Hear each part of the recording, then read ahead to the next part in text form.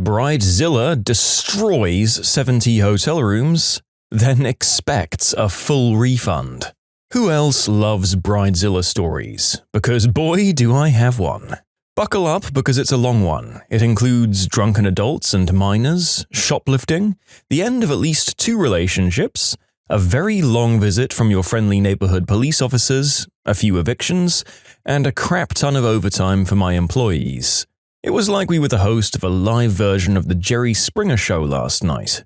Needless to say, there's going to be an employee appreciation party very soon, since none of them walked out on me with all the crazy stuff that happened. I'm a front office manager at a hotel that has 132 rooms, and the wedding party that stayed with us last night had rented out 70 of them. But that's not all. We also had not 1, but 2 school sports teams in-house, renting a combined total of 30 rooms. Needless to say, our hotel was very well bursting at the seams, especially since each group wanted to be as far away from the other as possible, and we had to pack regular travelers between those 3 parties. Party, am I right? Hindsight is 2020, and we should have realized that we were in for a crap storm 2 days ago. Bridezilla, her groom, King Kong, and the wedding party of monsters all checked in then. The men checked into one of the largest suites for a bachelor party, while the women checked into another for their bachelorette party. We fully expected the men to cause a riot because they were hauling in beer literally by the keg. In reality, Bridezilla and her Bridezilla maids were the ones that went on a rampage. Not only did they tally up a total of 3 noise complaints, the 4th one gets you evicted, and over $100 worth of pantry charges, but they actually paid a group of kids $20 each to run up and down the hallways. I can only suspect it was because they meant to use the kids as a distraction from their own roughhousing. The employee on duty that night said a guest came down to report that they thought the room was being used to film a Girls Gone Wild video. But the sun eventually set and I came into work my morning shift the next day. I stupidly didn't see all of the red flags sailing right in front of my face. Less than 15 minutes into my shift, Bridezilla's maid of honor comes down. She sees that I'm standing behind the desk and wearing a name tag, so she rightfully treats me like I'm not a human being. Because, as we all know, people that work in customer service are just robots in cheap flesh suits. Beep boop. She chews me out a little bit for my employee's despicable behavior last night towards herself and her best friends. I run through my programming and run apologize template 12 and say, we're sorry to have made her feel disrespected and insulted, but I do inform her that her room had multiple noise complaints against it. We're very strict on our noise policy, ma'am, I told her. You aren't the only guests in the hotel, and if you can't be courteous to our other guests, we'll kindly ask that you seek other accommodations. Bridezilla's maid of honor didn't like that. She said, well, it's just my opinion, but as someone who's part of the wedding that brought your hotel more than 60 rooms worth of business, I think you guys should be a little more lenient with the rules for us. Unfortunately, my SAS module was not installed at the time due to a lack of sleep and coffee.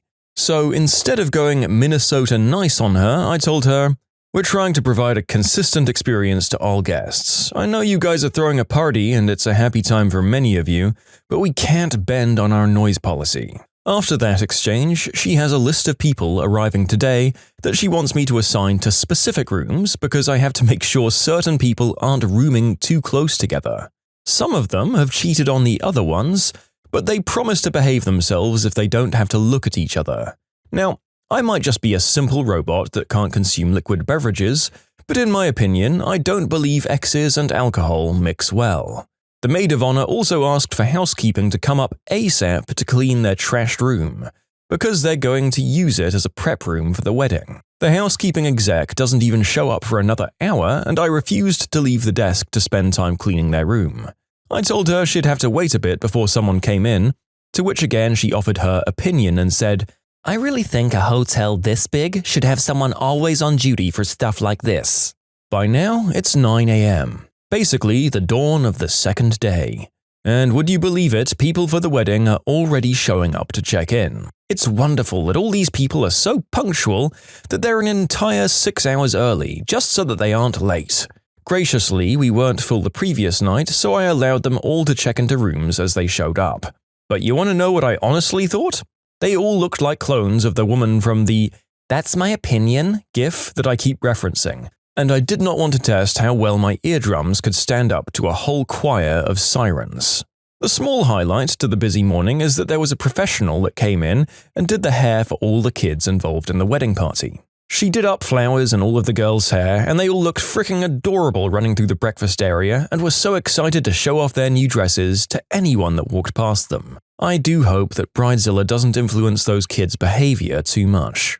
The rest of the morning passed by in a flash. I'd done at least 40 of the 75 arrivals we had for the day. The lady in charge of the PM shift arrives, and I catch her up to speed, and I offer to stay late with her.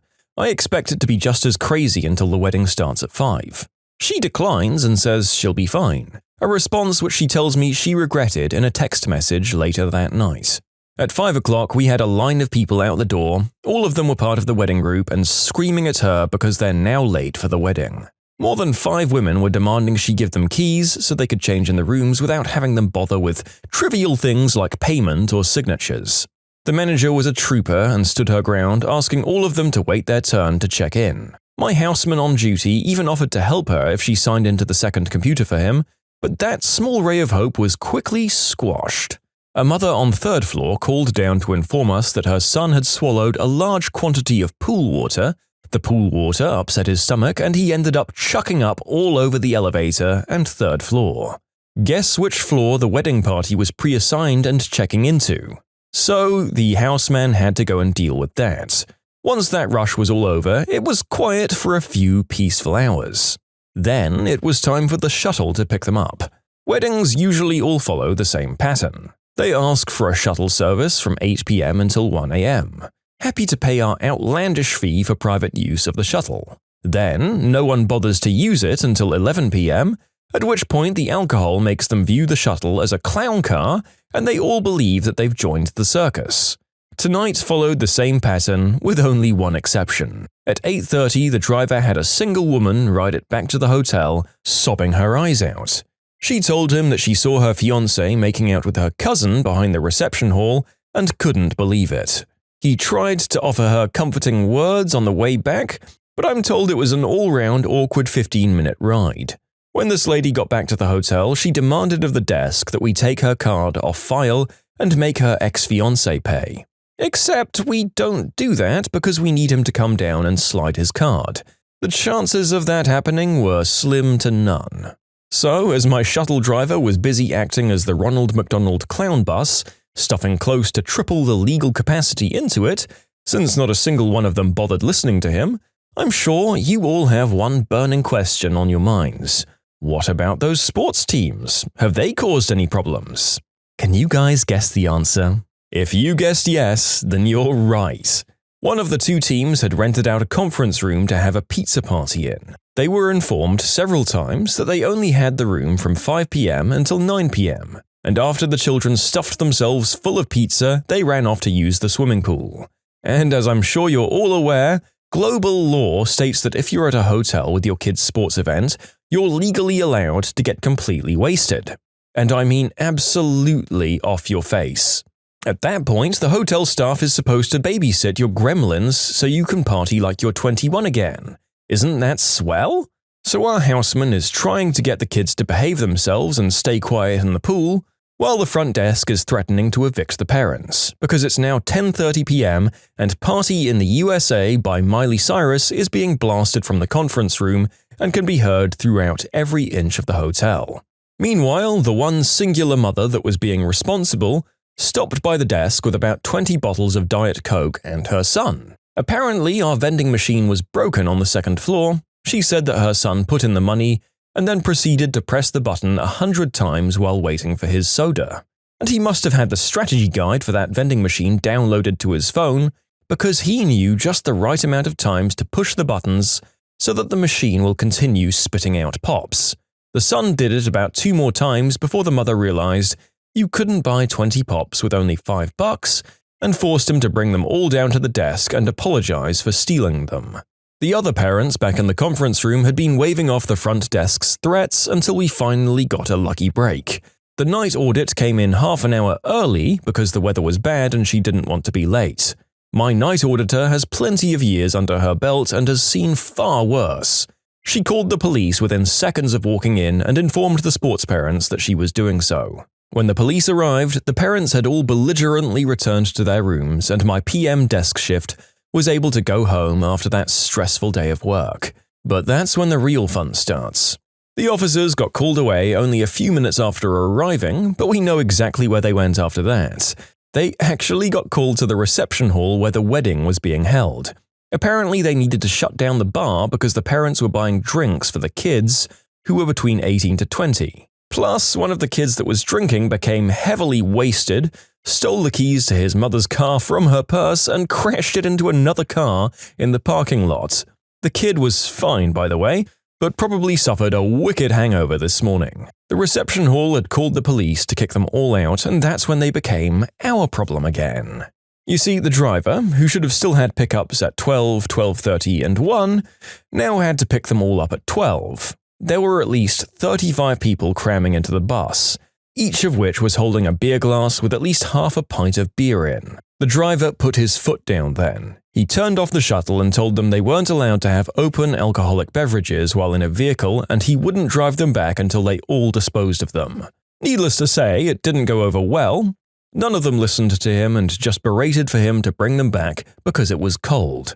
One of the officers on site came over and told the driver that they'd be willing to escort him back and would overlook the many passengers and their open booze just so that they could get these people away.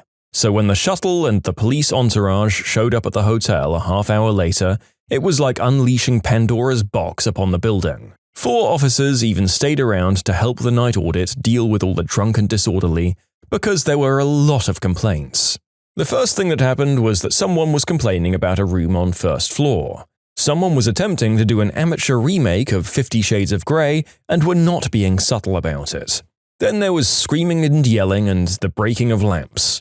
You remember that cousin that broke up someone's relationship earlier? Well, she apparently had a fiancé of her own, and while she was doing the nasty with another man, her drunken fiancé walked in on them. It didn't end well and we had to evict all 3 of them. Meanwhile, on third floor, Girls Gone Wild had resumed in full force.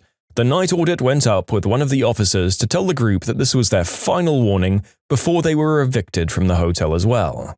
While she was doing so, a man in the room across the hall opened his door to yell at the night audit. His exact words were, "Why are you dragging me out of bed? Do something about this darn noise." Before the officer, that I presume the old man didn't see, could say anything, the night audit spun on him and said, "You got out of your bed on your own volition, sir. We're dealing with the situation." It's all the same song and dance for the next few hours. People call to complain, the audit and officers deal with it, and eventually everyone slips into sleep. And by slips into sleep, I mean became blackout drunk and passed out. Apparently the officers were having a slow night and 2 of them stayed until the night audit was done since she didn't feel safe on her own.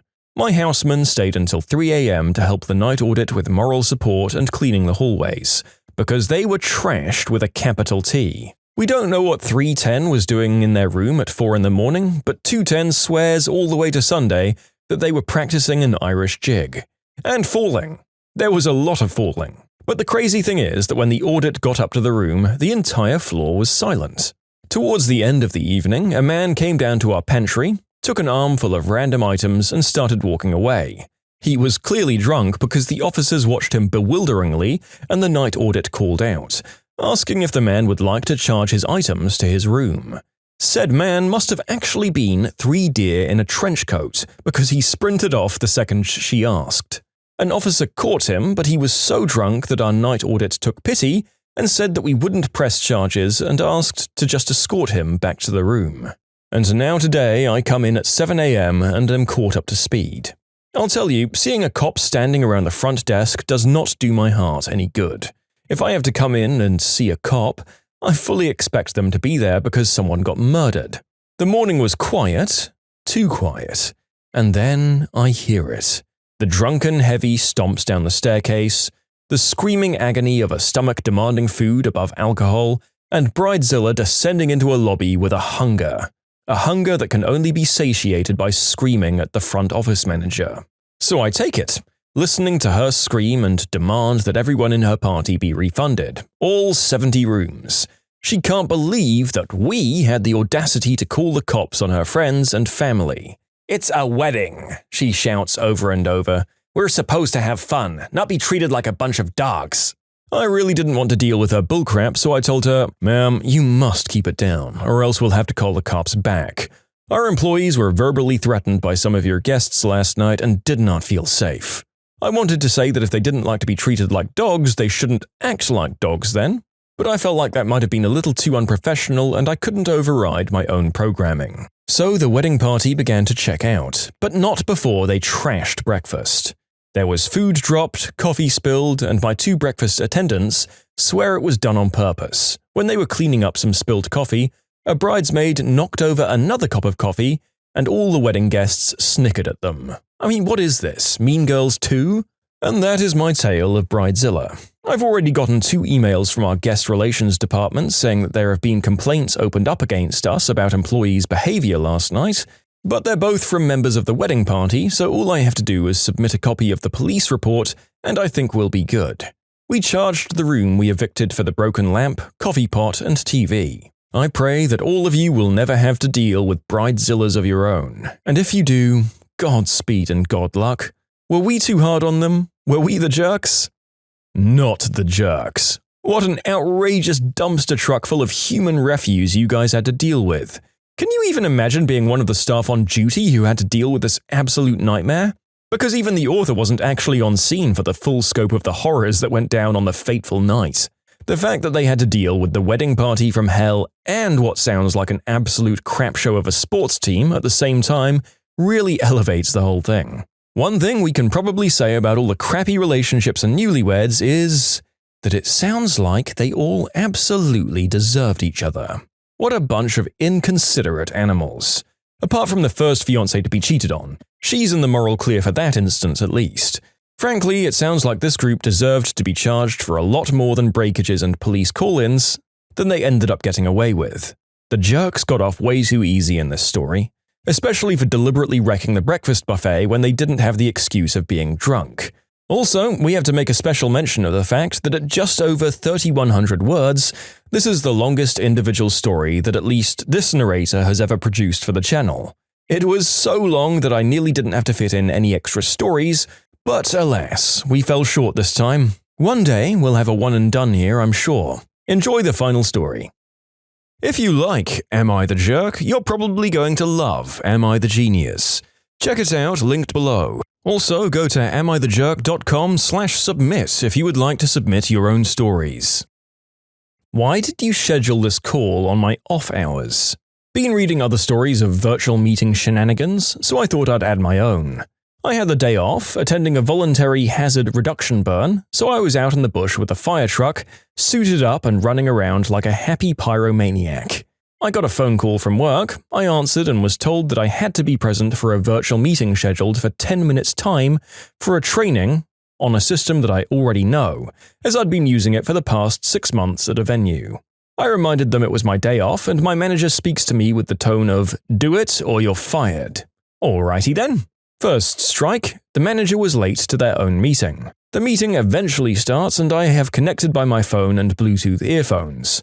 My camera and mic are off because of the noise, and the other firefighters are having a chuckle at my expense. Then my manager insists I turn my camera and mic on, otherwise they'll mark me as absent. Alrighty then. I stand in a spot where the fire will roar up behind me, somewhat safely, and I turn my phone camera and microphone on. The rest of the firefighters go nuts with the radio chatter as the people in the virtual meeting see yours truly masked up, full ensemble with the noise of a fire roaring up behind him, the sound of the pump and the panicking radio chatter. I then end the call. The manager begins to ring frantically as she thinks she's just seen one of her better team members go up in flames. They never scheduled training on my days off after that, and I jumped ship to a competitor 2 months later. Yeah, this is on them. Regardless of what the training was for, I hope you got paid for it too. It's not fair to force people to listen to some stupid training program that none of the other attendees are going to be listening to anyway. Yeah, being paid for that would be the cherry on the cake of tricking your boss into thinking that you're just burned to death because of them. That revenge is about as good as it gets. And it seems like they learned not to bother you on your days off again. So that's a terrific win for you, isn't it? If someone's off work, they're off work. Depending on where you live, you could get them in real trouble with their higher-ups for bothering you like this. But on the whole, I do prefer the making them think you'd burn to death method. When you subscribe, make sure to hit the bell to turn on notifications. Put the playlist on in the background to finish listening to all the stories. Or if you want to check out some great music, check out easymode.com. If you like Am I the Jerk, give Am I the Genius a shot. Everything linked in the description.